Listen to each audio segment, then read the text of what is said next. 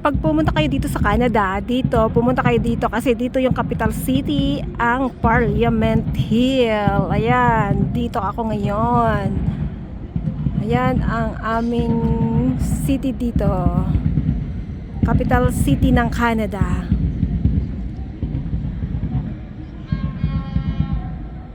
Kaya ayan, dapat nagpupunta kayo dito. Hindi, wag nyo kalimutang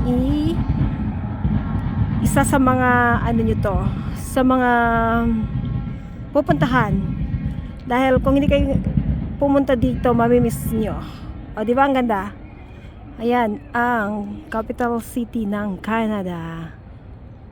Dito yung Parliament Building, Parliament Hill. Kaya ayan.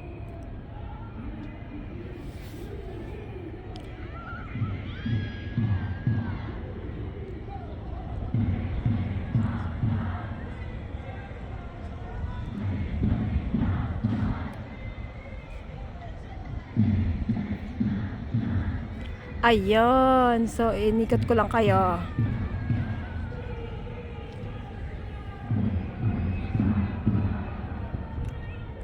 Ayan.